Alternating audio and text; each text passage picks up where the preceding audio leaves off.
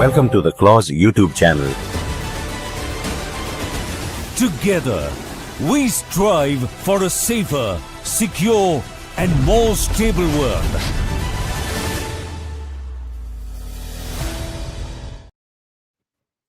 Hello and welcome to Strategic Frontlines, the YouTube channel of Center for Land Warfare Studies.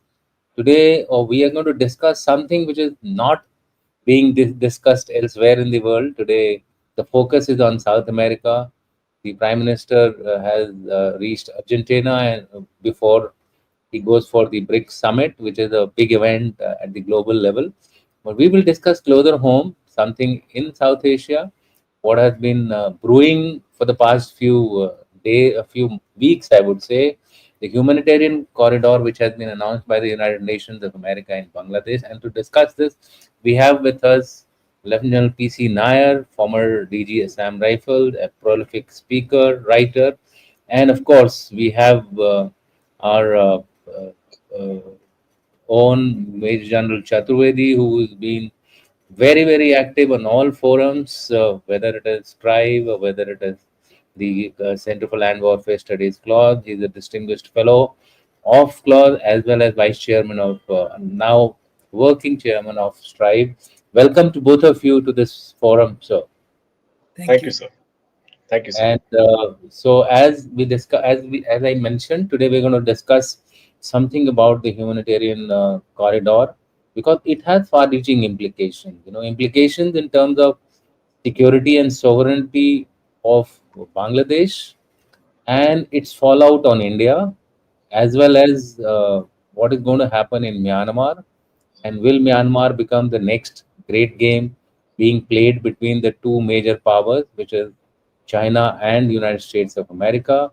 The US probably will have a greater say through the NGOs and through the humanitarian aid corridor, essentially to counter China. And the Chinese, as such, have a historical linkages with Bangladesh, and they also conducted an exercise very recently.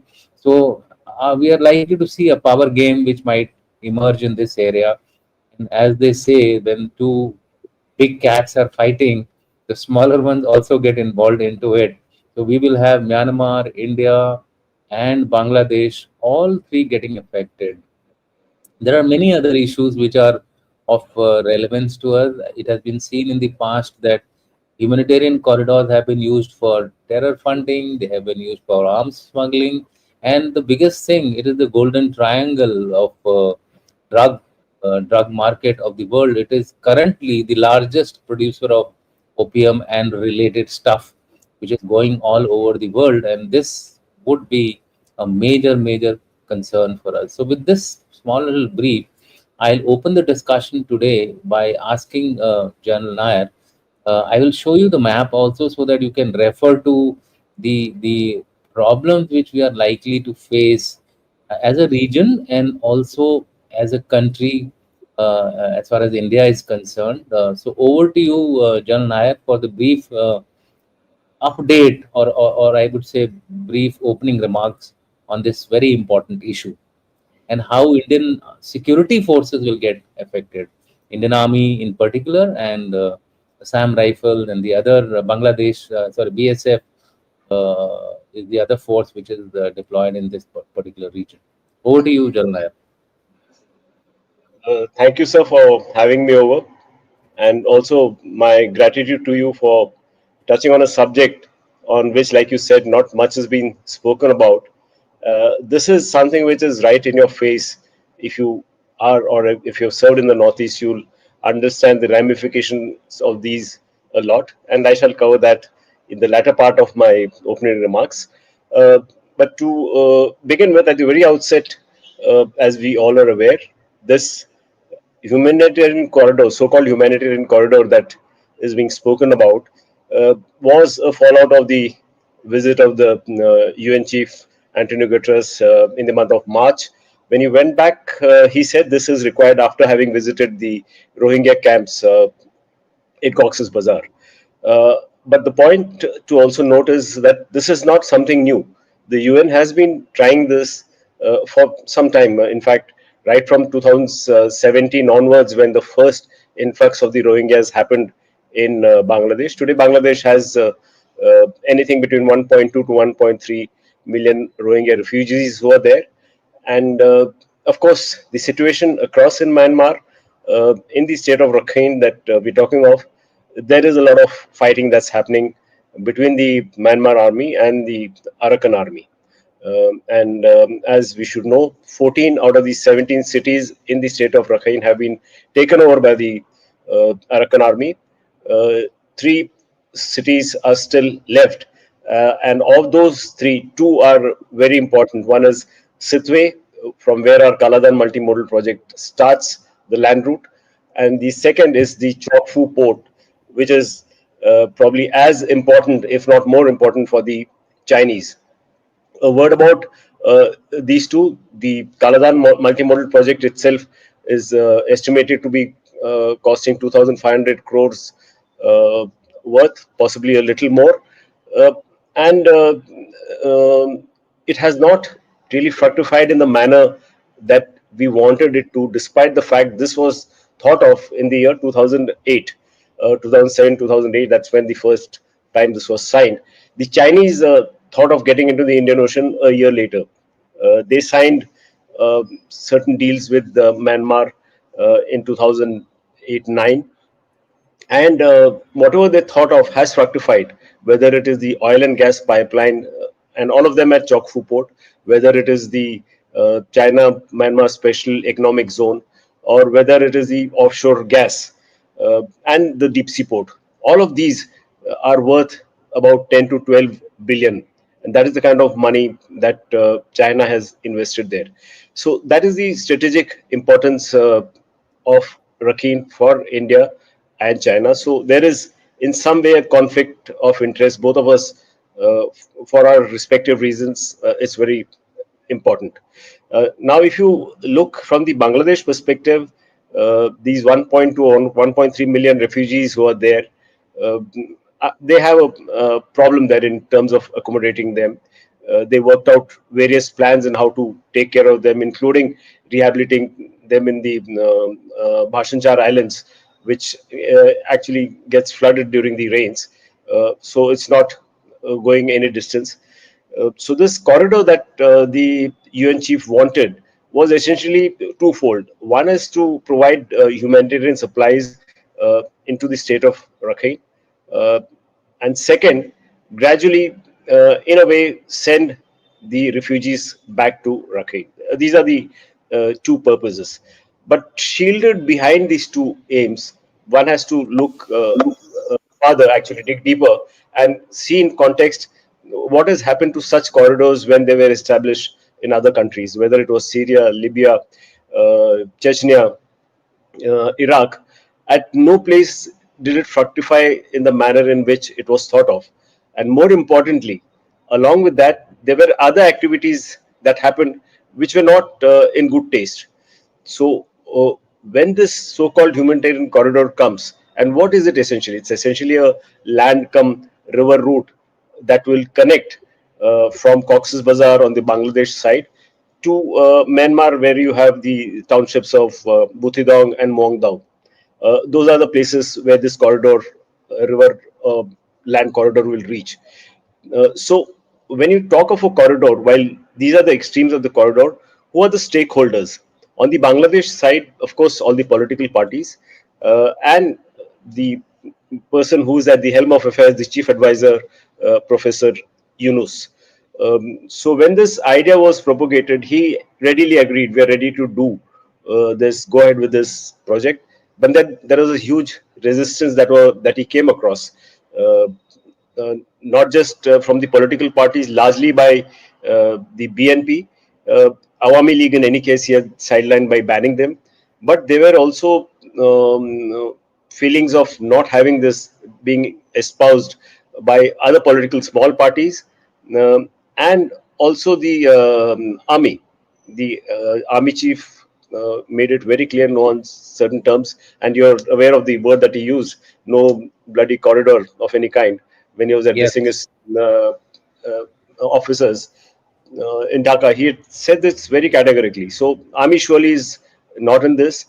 Um, so what happens? I'm still talking about Bangladesh. I have not touched the Myanmar part. Uh, when you have a situation where it's the feelings are not coherent, the views are not coherent. Obviously, there is resistance, a great degree of resistance. It is not likely to fructify very soon. If you look at it from the Myanmar perspective, the stakeholders, of course, are the Rohingyas. Uh, but if it has to reach the Rohingyas are incidentally only in the northern part of Rakhine, not towards the southern part. Southern part, you have the Buddhists who are there, the Arakanese Buddhists who are there. So the endeavor is to reach out to these Rohingyas. But within the Rohingyas, again, uh, you have other stakeholders like the multiple militant factions of the Rohingyas itself.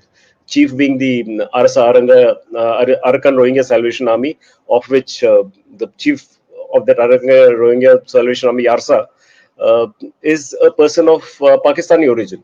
Then there are other organizations like the Rohingya Salvation Organization, the Arakan Rohingya Army, such like all of them are stakeholders, yes, but they are also they don't find or they don't curry favor either with the Myanmar army or with the Arakan army.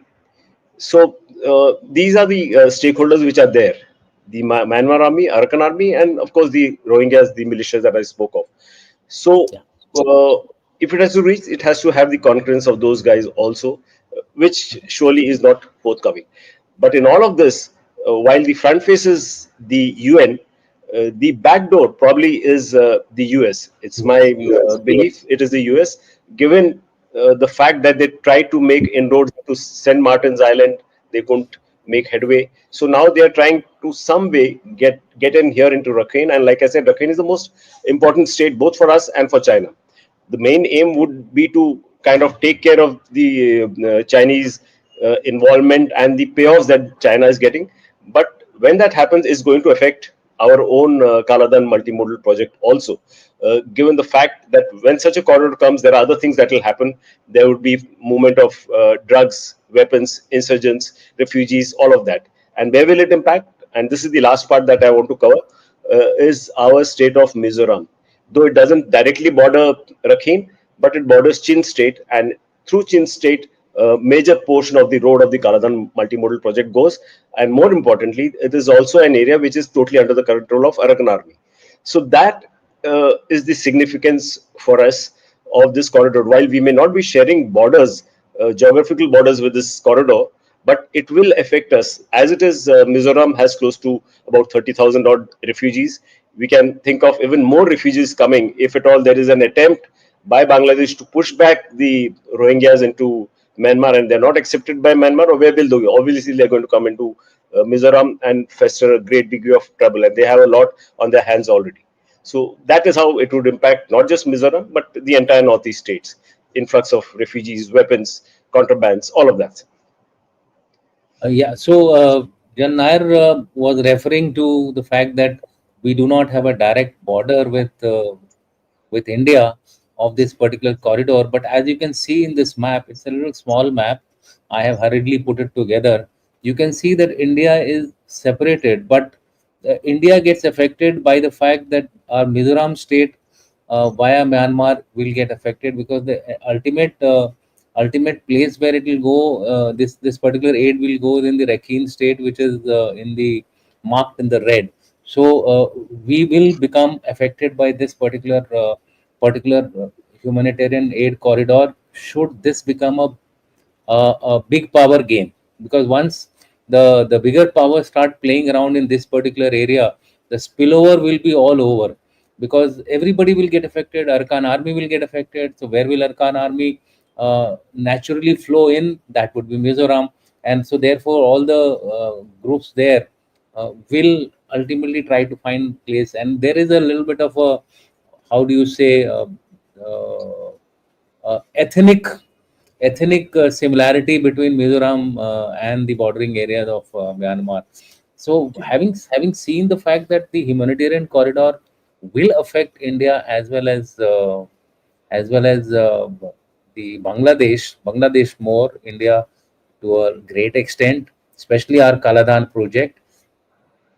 I would like to ask General Chaturvedi that there is another angle in this humanitarian corridor, and which is that, and the the general mentioned very briefly that the army is not on board on this. So the army chief, especially now, the army chief has been probably being there is an effort by Yunus to sideline the army chief Wakaruzaman through appointment of a military advisor called Lieutenant General Kamrul Hassan, and he has been trying to get Kamrul Hassan to actually appoint him as the chief of the army staff. Although, as per the current constitution, the president is the overall commander of the Bangladesh armed forces. So therefore, Wakaruzaman has been able to scuttle this particular move. But Wakaruzaman, despite opposing it, is on a weak wicket. How do you think this internal rivalry which is taking place within Bangladesh affect the humanitarian aid corridor? Will it not lead to a greater and a greater influence of the big powers in this particular region? A Oh, comment yes, by you. yes, yes. You look at like this. You see, what has happened for, say, Bangladesh? There's a Yunus is a US asset, but at the same time, he's keeping his lines intact with China. When he went in March and he said that Northeast could be exploited, and he says we Yes, can be your front. So correct. the chicken neck's importance comes, and that is where the Kaladan projects come. So as far as India is concerned, that issue is there. Now, the General Zaman is not on the same page as Yunus, because it is they are mutually exclusive. If one remains in power, Zaman goes. So Zaman is trying to create his own lobby, and lucky for him that BNP, which is the largest party at the moment, Yes, and yes, Hifazat-e-Islam and other smaller parties, they're all on board with him. So Yunus had to beat a hasty retreat on this issue. But the fact remains that US is with him, because US has, as General Nair very rightly mentioned, that the US has got great. Uh, uh, you can say that they have got interest in this corridor, in the sense that it gives them a foothold in this region, and by which actually they are looking not so much for either for India or Bangladesh or Myanmar. They are looking at mm, Kunming and Yunnan, because that is where they threaten China quite substantially. Their BRI gets affected. So all these things, and that pipeline, which is the lifeline of that. And with this kind of a thing, it's a threat in the underbelly of China. So Yunus is counting on his US interest in this area, and that is where the whole thing lies. So how things will pan out is one is not very sure in future. However, I think both parties are jockeying quite well. Yunus is trying to get support from US, and is trying to say assure China also on the same side that Northeast we can exploit. But at the same time, Zaman has got at the moment a good hold on the local politicians and politics. So therefore, Yunus is not on a very strong wicket on this case. And in any kind of a democratic setup, where people become especially in Bangladesh after post this 5th August, the young people have understood their strength. And so, therefore, it will not be easy. And recent decisions of Yunus and all those things, they are not on the same page as the students and Yunus. So I think this is a kind of a jockeying going on, and India will have to play its card well, because we have to say this not only Kaladan project, because Kaladan project, as I mentioned, and General Nair also had earlier said, it's very important. And in your paper, you had mentioned that yes, it is a kind of a lifeline for us to our northeast. In case if situation escalates, You just look at it. If the refugee pressure becomes on Mizoram, now what will happen is that it's a Christian state. If Rohingyas get pushed into, who are all and out Islamist, there will be a major social issues there, and the entire area may get start boiling, because Chin have got the ethnic affinity with Mizos. So therefore, I think we have to be very, very carefully observe and be nimble-footed on to react to evolving situation. Okay, now since we are discussing the non-state actors, because those are the real problem child as far as India is concerned. Now, it's not only Mizoram. The non-state actors there in Bangladesh are also radical Islamists. And given the penchant now for the US administration to, glibly interact even with the non-state actors for their selfish ends, don't you think there could be a overflow not only in Mizoram, which is via the Chin route, but also in West Bengal, should the situation become bad in Bangladesh because of the radicalization which is taking place? After all, not everybody is a radical element in Bangladesh. You would have realized that Awami League was not an unpopular party in the sense that it does have 30 to 40% people who are supportive of Awami League. It's only that they are now underplayed because of the situation which is there. It has always been said for Bangladesh that Bangladesh has never remained as Bangladesh. It is either a BNP Bangladesh or a Awami League Bangladesh. So as of now, the Awami League is hiding under the or hibernating, waiting for an opportunity to come. It may not come very soon. It may come after 5 years, 10 years, but this period of 5 to 10 years is going to be very, very difficult for India. Look, we have a very narrow northeastern corridor. Sorry, the chicken neck, which we refer to it as chicken neck. Yunus has already been giving statements to the effect that northeastern states should come together and Bangladesh is the gateway for them, etc. Then you have the Kaladan, which is an alternate route which we were trying to develop. I always say the name Kaladan has been put incorrectly. This is my I always have this intuition. इसका नाम कलादान क्यों रखा है? Black is gone into a black magic right from the time it has been conceived. Something or the other happens for making Kaladan a no-go since the time it has been conceived. It may be just a wild, without any logic kind of a thing, but that's the way it is. If you see, since its inception, Kaladan has remained Kala, and that is something which is of concern to us. So, don't you think for India it is going to be very critical now? Radical Islamists could be pushed across towards West Bengal. From this side, you Yes, will have the immigration coming in, and the fact that US Yunus is closer to the US, he may be playing the double game like what is being played by Munir in the West. CPEC is blocked by China, by the US, and here also CMEC is blocked by the US. So there is a good game going on in which the local players are playing a double game. Here it is Yunus, there it is Munir. Aren't we looking at something which is dangerous for us? absolutely. Comment by both of you on this issue. We'll start with Jan Nair because Jan Chaturvedi just spoke. So, Jan Nair, your views, or it is just my figment of imagination? So it's not your figment of imagination at all. So we need to get into the bottom of the presence of these Jamaat factions. And as you would understand, going back in time, when Bangladesh got its independence, Jamaat and the Pakistanis were the ones who didn't want an independent country of Bangladesh. They wanted Pakistan to remain as it were. But that didn't happen.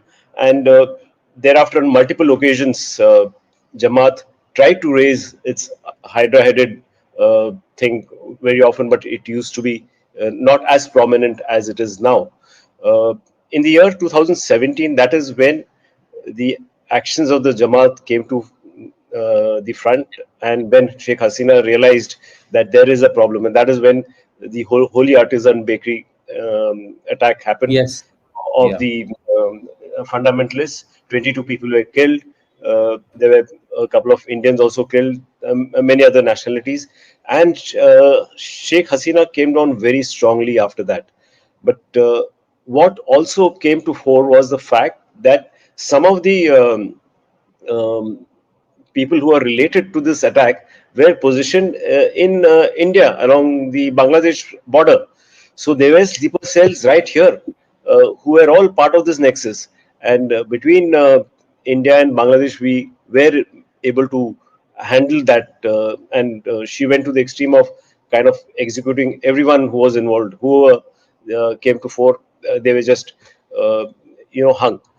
But thereafter, despite the fact that she also imprisoned many of the people who were involved in Political. organization, uh, most of these Jamaat leaders got released the moment Yunus came to power. Yes. Uh, Absolutely. so uh, the the protests and all, which were orchestrated to a very large extent, while the front face were again the youth, but the silent operatives behind them were the Jamaat, and they came to fore once Yunus came to power, once most of the radicals got released, and that is when the atrocities happened against the other uh, uh, religious followers, the Hindus, Christians, also some Shias who were attacked in very large number, and also Buddhists. Your point in whether some of these refugees may come across into India, it's quite possible, and that is what the Jamaat wanted.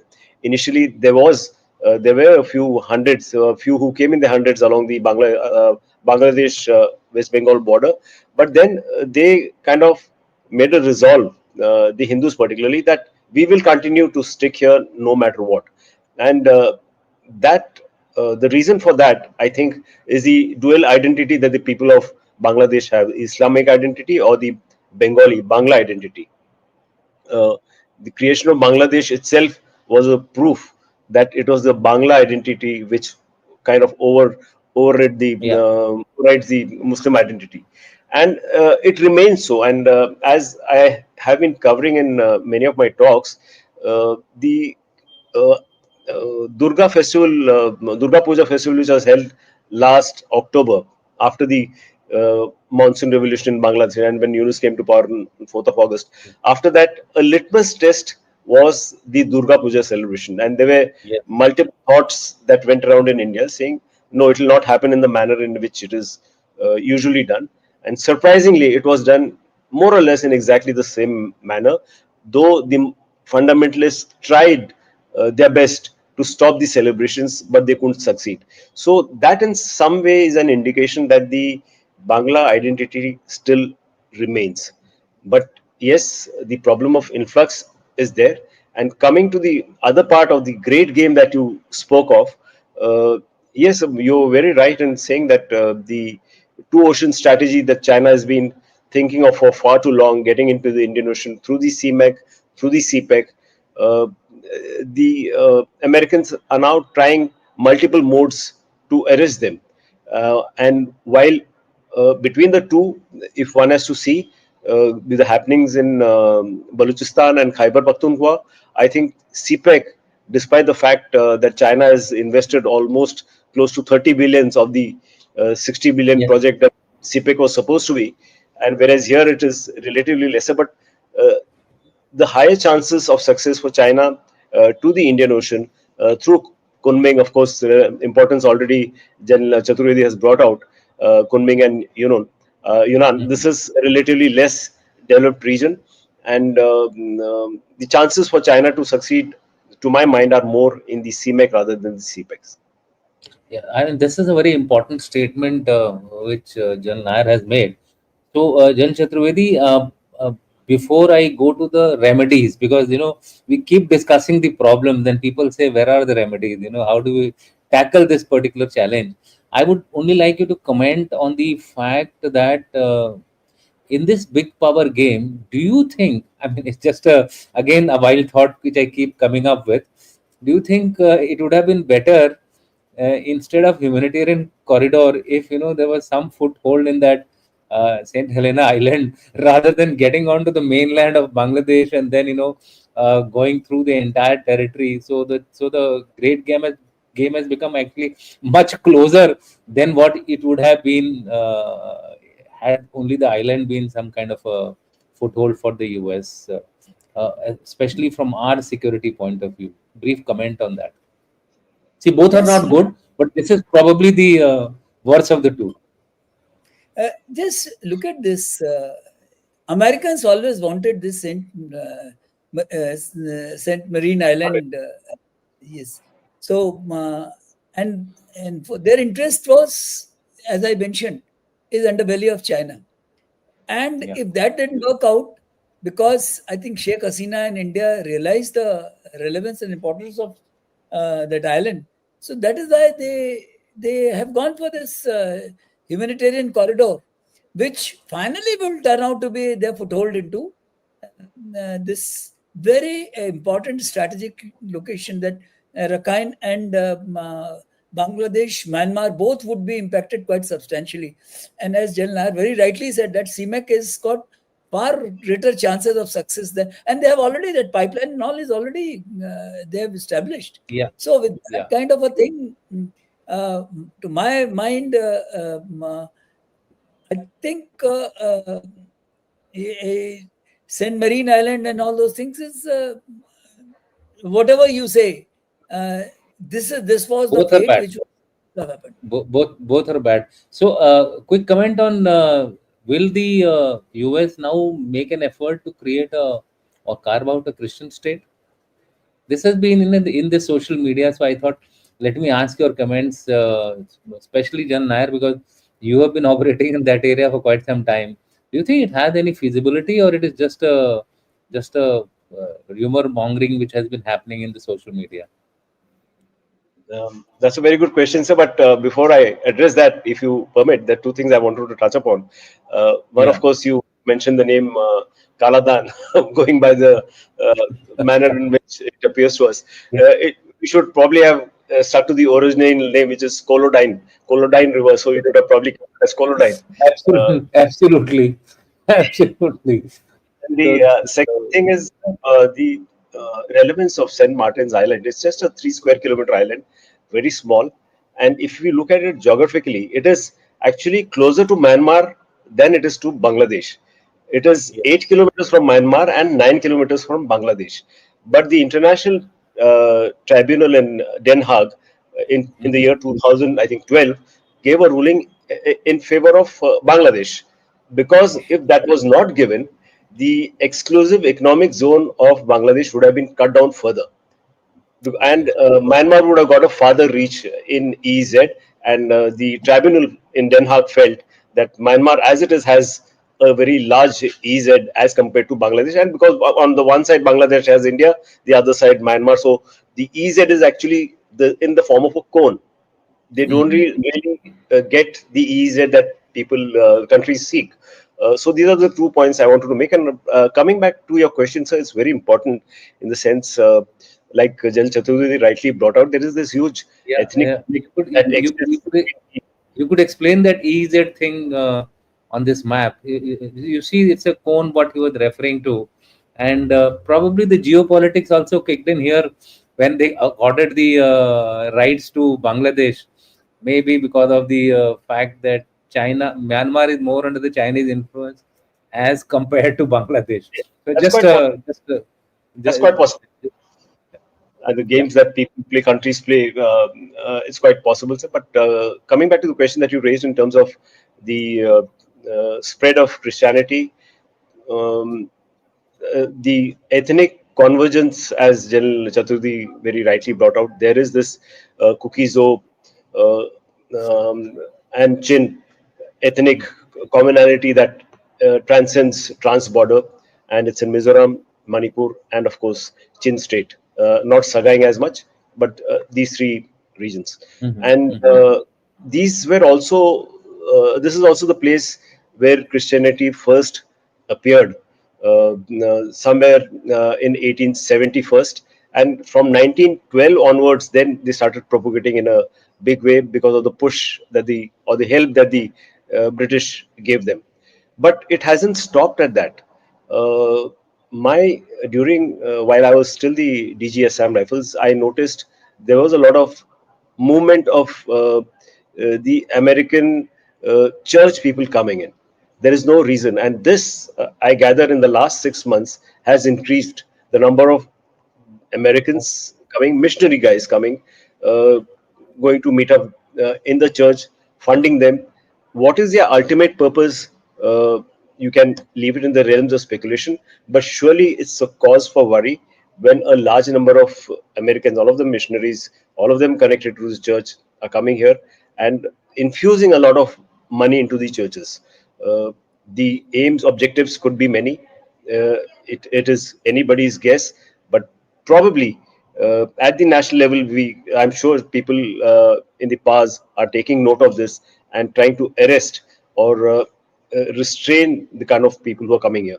But one good thing that has happened in Mizoram, so I would again like to bring to the notice of your viewers, is the fact that Aizawl Airport, the only airport that is there in Mizoram, is now with the CISF. It was a Oh, move good. that has been constantly opposed by the state of Mizoram. They wanted their police to be taking care of that airport. So, for multiple reasons, they said they kind of went back to the 1986 Mizo Peace Accord. They said, though it is not there in writing, but they said it is a understanding that it is our police who will control to have sway or power over the entire state, and they didn't want any central forces to take care of the airport. But now that this is there in place, I'm sure they'll be able to keep a watch on the kind of people who come and also arrest the amount of drug smuggling that was happening through air. One, Yeah. one, So, one small, one yeah, small Dushyant, I would like to add. Last year, Hanji, sir. Chief Minister of Mizoram went to US, and on 2 days, two different statement he gave. And the statement almost, the second statement was almost that he expressed his solidarity with Chins, with Kokizo. Yeah. And so this is something which is, and in Yes. between, he had a meeting with some of the American officials and all those things. So we can draw our own conclusion, but imagine the outflow would be not only here, it will be a much larger, and it will be a threat not only to India, to Bangladesh, to Myanmar, to China, all four. And India, the Christian state, suddenly will get traction because Mizo, Kukizo, and Nagas and all those things. I mean, although ethnic divide divides them, but then who knows Yeah, I how mean, things. you're right, sir. With increasing ISI presence now in Bangladesh, these kind of efforts to balkanize India, get back to that 1971 kind of a revenge, and also the fact that currently the people who are in charge of Bangladesh were possibly having their alliance to the West Pakistan formation, whether it is Kamrul Hassan. I mean, these are the speculations which are going around. We can't say for certain, but there is a dangerous situation. So, if there is a dangerous situation, I'll first like General Chaturvedi to highlight non-military actions which we need to take to make sure that this part of the world remains uh, in favorable situation as far as India is concerned, as also overall for the peace of the region, and General Nair for military level actions to ensure that the borders of India remain safe, as also the situation in the region is under our control, whether it is in the area of Bangladesh, or sorry, West Bengal, or in the area of Assam, or in the areas of Mizoram. So it's a big question, but just in point form, sir. Over to General Chaturvedi, sir, for the bigger solutions and for military solutions to Jal Nair. My sense is that two, three. Firstly, we will have to use the forum of such things like BIMSTEC, because BIMSTEC and Kaladan are quite interrelated, and therefore it can give certain benefits and great benefits to Myanmar also. In case if the whole thing gets, because the kind of revenue which they will be earning if the Kaladan project becomes successful, because Finally, it is going to be a road also to Aizawl. So with Aizawl. So this kind of a thing, firstly, we have to get BIMSTEC into motion. Myanmar has to be on board with India quite substantially. Uh, China has their own interests, but then what I am saying is that Bangladesh we can't trust. But then Bangladesh, one thing is good. Next year, the Ganga project, this accord is coming for renewal, and that's a big ticket for us to have our kind of a leverage with Bangladesh, because Bangladesh 83% of their water is contaminated because of the over exploitation of their groundwater. If that be the case, Bangladesh needs surface water, and in case India does not give them as much as they want, there will be a problem. Second is power supply. So Bangladesh, India has got a lot of leverages with Bangladesh, and Bangladesh, whoever is in the government, the permanent government, they will have to realize that they can't do without India. Even say Brahmaputra taming, which China is trying to do at Medog, unless Bangladesh and India are together, China will have their way. So that is one part of it. Second is internally, we will have to work out a system whereby this Maiti versus Kukizo versus Mizos and Kukizo alliance and Nagaland and all those, that will have to be addressed. And one of the most major important reasons in this is this, which is drug trafficking. So drug trafficking can only be, a good thing is Bangladesh more and more becomes say puritanical. So as it happened in Golden Crescent, certain drug trafficking definitely will change. The pattern will change. So my sense is that economic development, and once Kaladan has to be somehow to be completed, that's the most important part, because that will Myanmar and local both will be reassured. Jal Nair, you can add to whatever Jan Chaturvedi has said, and also the military part. Let's focus a little on the military part. That how do you think we should manage the our security situation there, both by the Indian Army, Assam Rifle, and the BSF? Because all three are affected in this particular region. Yes, over to you. So, seen from the military perspective, what affects us is, of course, top of the block is insurgency. The insurgency levels have surely come down, but the potential to again spike the insurgency levels up, the tap is still in the hands of China. China can spike it up anytime that it wants. The second thing that militarily, if you look at, is the influx of weapons.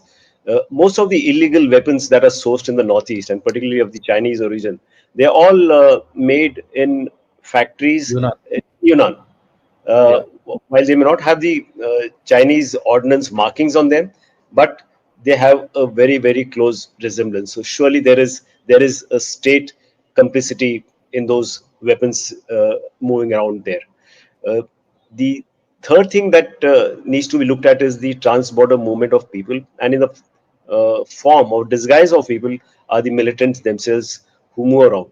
So there, our government has addressed two things. One is the free move regime, whereby along the entire Indo-Myanmar border, and just again, this is for the knowledge of the viewers, the free move regime essentially means 16 kilometers either side of the Indo-Myanmar border, all villages that exist, and there are close to 840 of them. The villages are free to move without any passport or visa for a limited period of 14 days. But practically, how that works out is, while the upper limit is 14 days, you can really have no check. A person just comes and goes whenever he feels like, given the fact that we have not been able to arrive at a consensus in terms of what kind of border passes to have and in what form can they be carried. These don't exist. So one is the government has said, first it announced that it is doing away with free move regime, but thereafter, because of the great opposition that was faced in Nagaland, in Mizoram, in parts of Manipur, government has said there will be certain designated places from which crossings can take place. So the crossings will happen only from designated places.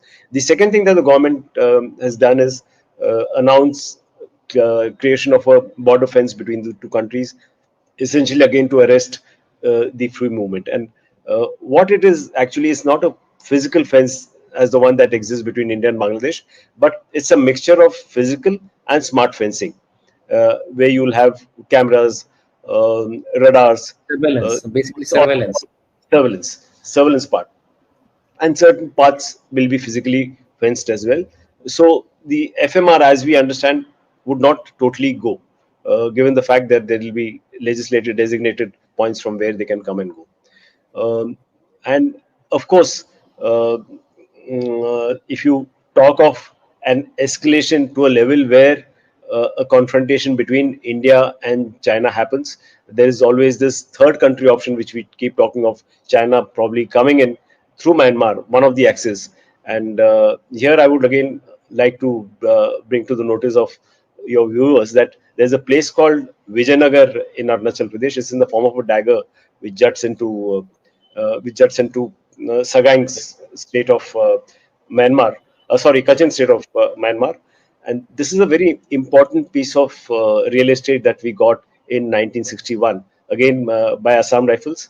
The then IG, there was no DG, then the IG himself was involved in the expedition, and we got this 850 square kilometers of land.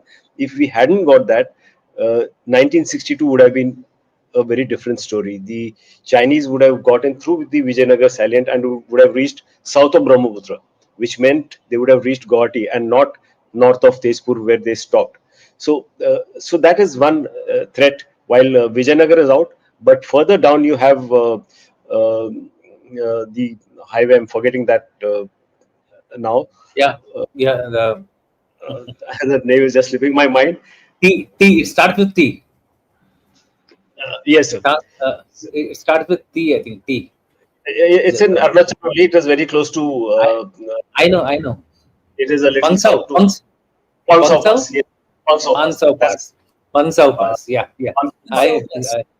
That is the third country option that we keep talking of. The Stillwell Road, which passes through that, which was created during the World War. And China has been very keen on activating this Stillwell Road. It has on multiple occasions tried telling Myanmar to develop it. Myanmar has been relatively not as gung-ho as the Chinese because they take into consideration our concerns also. So these are the security issues which are there, which have to be addressed, and which are being which are being addressed in any way. Coming to the other border in terms of the Bangladesh-Mizoram border, again, this is fenced, and the fencing started way back in 1991, but it is still not complete. There are still stretches because of various rivers that are flowing into Bangladesh. These fences cannot be made, and that is where all the migration happens, or refugees coming in from Bangladesh use those routes to come in. So surely we have to be more watchful on that front also. BSFM is doing a very good job, but I'm sure there'll be processes in the pipeline to address it in a better manner. Yeah. So basically, we will conclude the discussion here with and take some additional questions. As a summing up, I would say that militarily we need to invest a lot in surveillance and also intelligence. I think intelligence will become a major part, and surveillance, in the surveillance portion, like we have satellite surveillance in the other areas of concern to us. I think now there is a need for us to extend that cover to these places also, because we should not be surprised in the future. It should not happen that we have another security situation which is totally unexpected as far as we are concerned. So that is one major issue I think militarily we have to take care of. The other thing is that we should demand a robust mechanism to control. Yes, sir, a robust mechanism to control the humanitarian aid. It should not be free for all kind of a thing. There should be safeguard created for humanitarian aid so that it is not misused. Then binding agreements prohibiting military or intelligence activity. I don't know how far this will be effective as far as humanitarian corridor is concerned. NGO involvement has to be very, very closely monitored, especially because of the question which I asked and all of you responded, that there is a lot of missionaries which are actually operating in these areas. There has to be a national debate over military and civil discordant note which is happening in Bangladesh. It will only create problems for us. The core principle, I think, is humanitarian corridor must remain channels for compassion and not vehicle for geopolitical interference. So hopefully the UN will step in and not it is being driven from behind. Hopefully, I just added that word. So we'll take few questions. And before that, Jan Chaturvedi wanted to give some comments. Sir, over to you, sir. You can. Just to China's involvement in Bangladesh has to be taken note of, because they have been given Tista cleaning, which was earlier the surface, I mean, say, bottom of Tista to be addressed. Now it has gone to China, so which is very close to Indian border. Second is Lal Munir Hat is coming to under their influence. So with this kind, which Yeah. is very close to Indian border, so we will have to increase our surveillance to that extent. Definitely. So what we will do, sir, we will quickly take question one by one, irrespective of whose expertise, sir. We will now start with Jan Nair, and if it is no answer, then he'll continue to wait for the next question.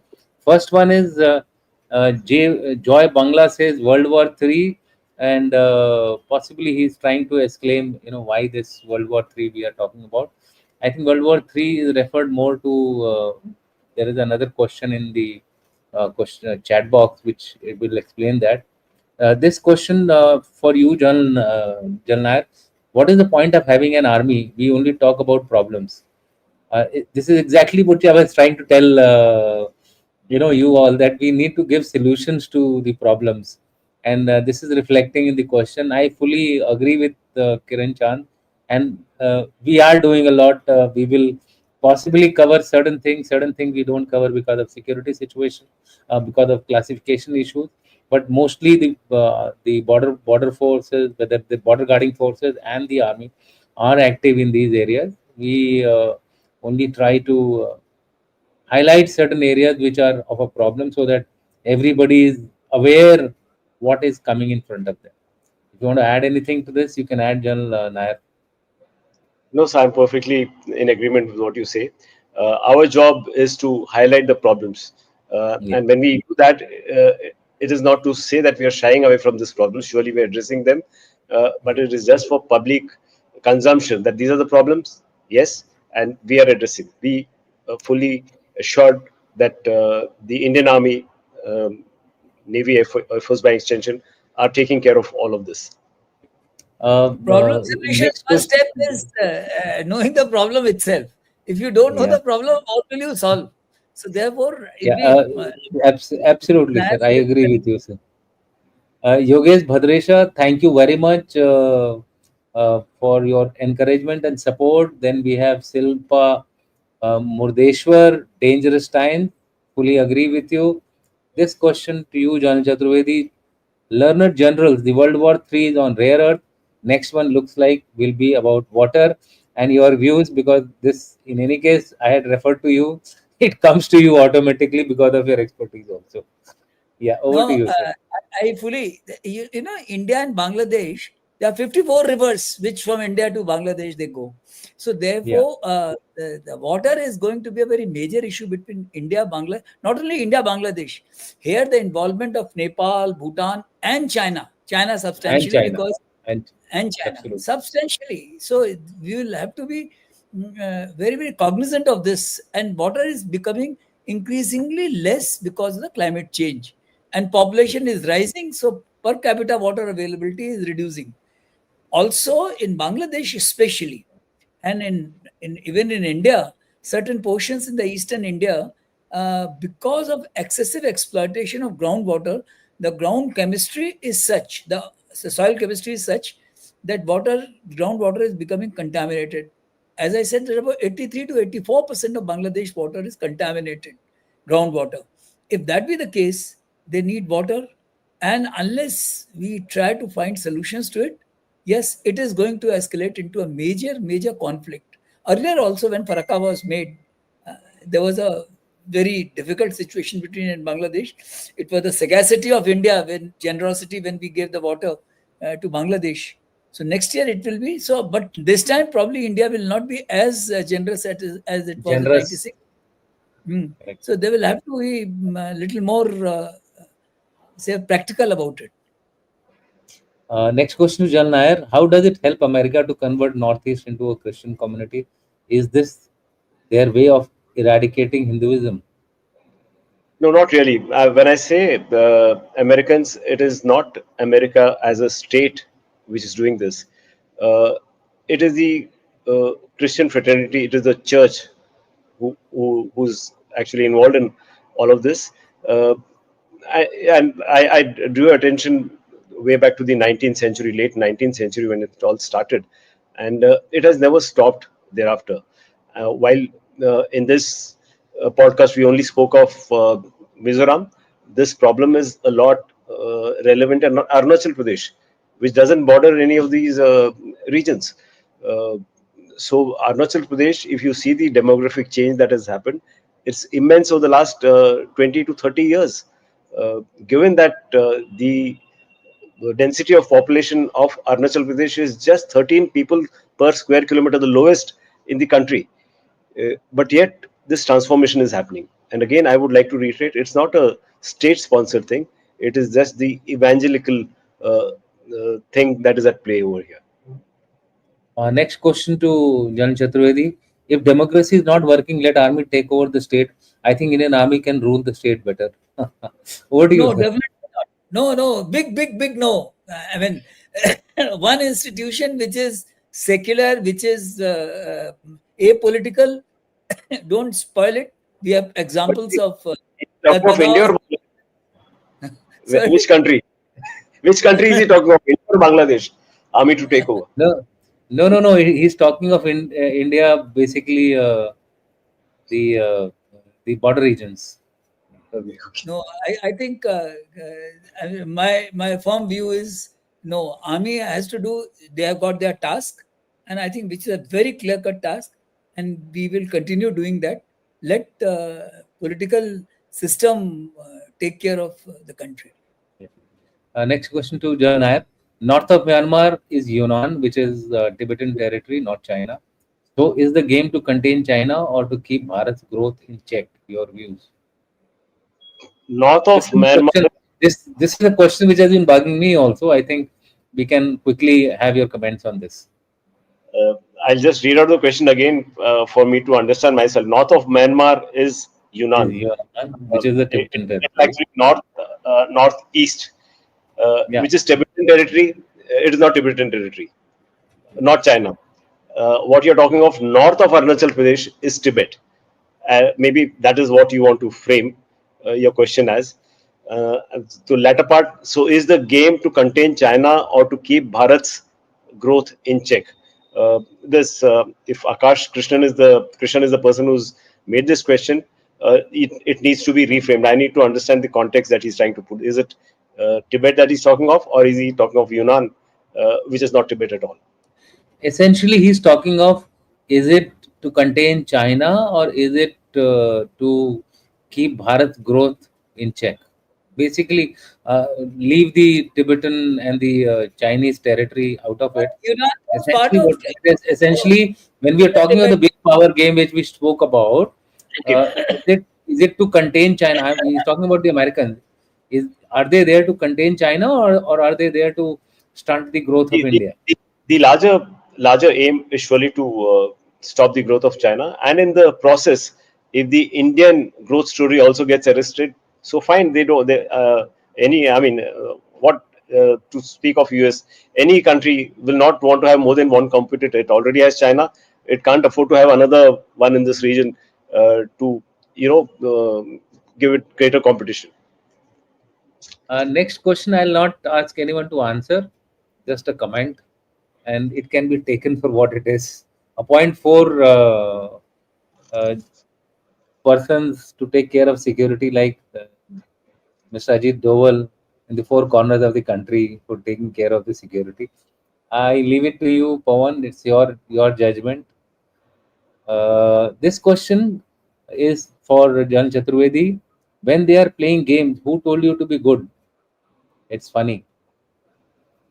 So, No, uh, time your time comment. has come. My sense is that being good and being generous and all are all passe.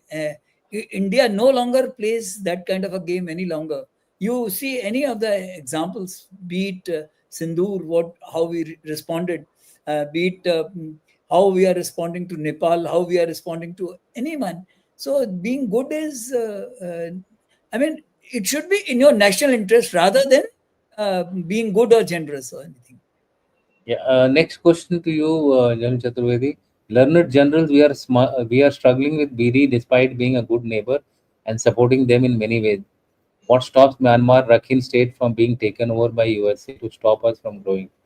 I mean, this question has already been answered partially by you. If you want to add anything further, you can do. Otherwise, we'll go to the next one. Actually, nothing much can be said, but the fact is that American interest is that China is now confirmed their competitors, and that is why India has got the potential to be a competitor in future. So they would like to check the growth of both. Simple. And China's Okay. interest is if Russia goes down, then they become the target of America. So they will like Ukraine want to go on and Russia to continue. So this is a Okay. very I think the answer is very clear. If you are rising, if your neighbor is, it's always there. It's a human nature. If someone is, running ahead of you, you try to push him back. catch. India, as of now, has arrived at the national international stage. We are the third, going to be the third largest economy, and it is very simple. Germany and India, the gap is very limited, right?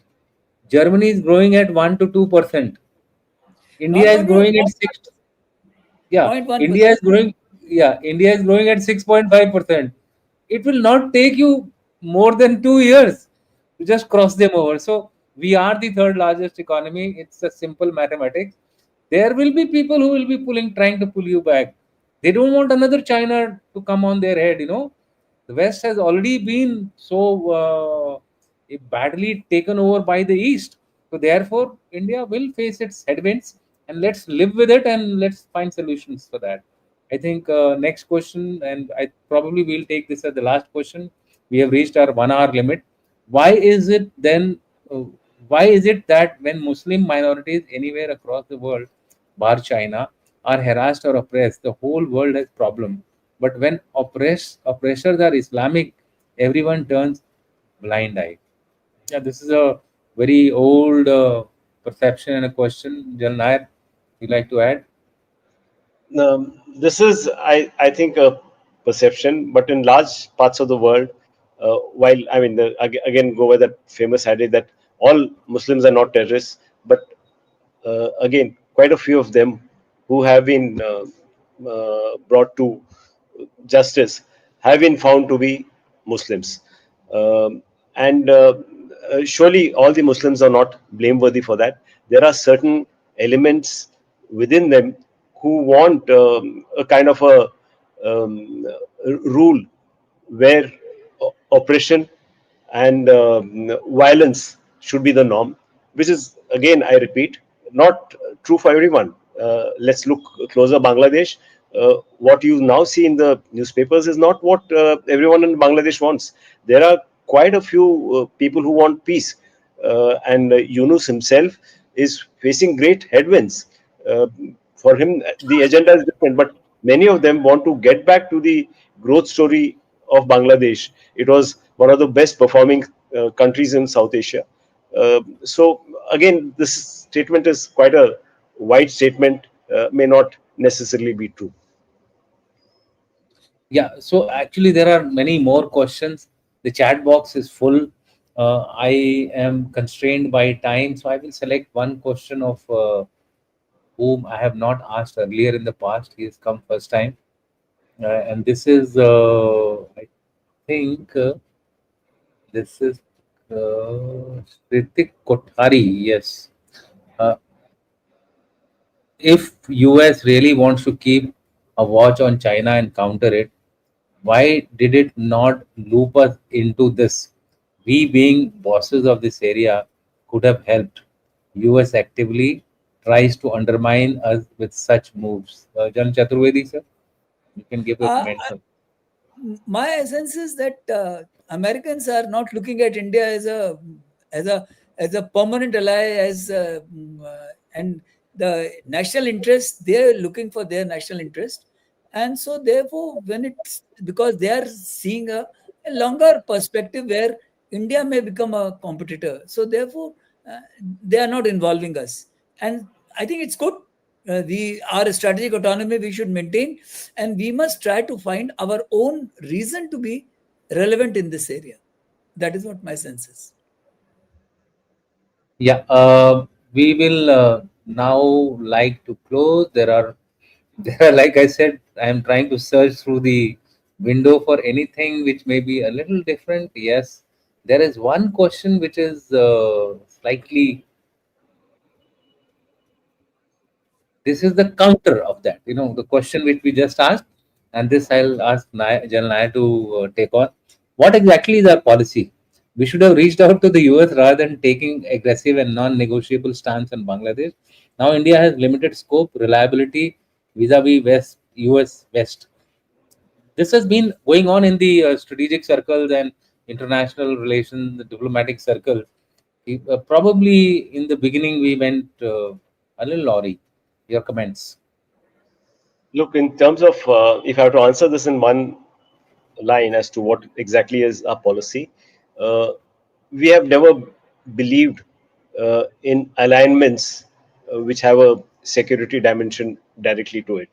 And it is actually the right decision we took. And a clear cut example is there in front of you of Sindoor. We did it all alone. And only yesterday, probably the deputy chief made a statement. It was one border where we had three adversaries, um, uh, against us. So it is always your national interests. And even if we had done what you're suggesting, there was no assurance that the US would have helped us in any way, because on their radar, this is hardly relevant for them. Bangladesh, if at all, is of relevance, is to counter China, and in the process, if India's rise also get arrested, so fine, why not? That is how they look at it. So anything that we need to do here, we'll have to do it ourselves and not depend on anyone. We Very have well to said. do ourselves, and I want to close with a military man's, at least in the name it suggests, future DG artillery, and this will be answered by General Chaturvedi. He can add to the previous question and also take on this question. So, do you see a separatist or insurgent terror movement taking place in West Bengal over the next 2 decades? Rampant influx of radical illegal aliens and their facilitation by West Bengal CM is a national security threat. It's a slightly political overtone question. You may choose to answer, you may not choose to answer. Over to you, sir, if you wanted to add some No, points. I definitely would like to answer it, but I do not see situation the way he sees it. Yes, India, there had been threats of this kind from very, very long time. And the fact is that West Bengal had always been our very, very important state. And I don't think any anti-national, say, kind of a movement taking place in West Bengal. So therefore, this question is, and his imputation towards West Bengal chief minister is avoidable. I don't think she has her own Yeah, reasons, but definitely not a yeah. security threat. Yeah, future DG artillery, I would like to say that since we are discussing a security situation, we will avoid internal references. Those are well known to people, and those need to be addressed. That is what we can add to this. And with this, thank you very much. And I would end by this quote from one of our audience. He says, "Thank you so much, General. Excellent discussion, and it is always a learning." And so is my comment on this particular discussion. Thank you very much, sir, and Jai Hind. See you next time soon. Thank you, sir. Thank you, sir. Jai.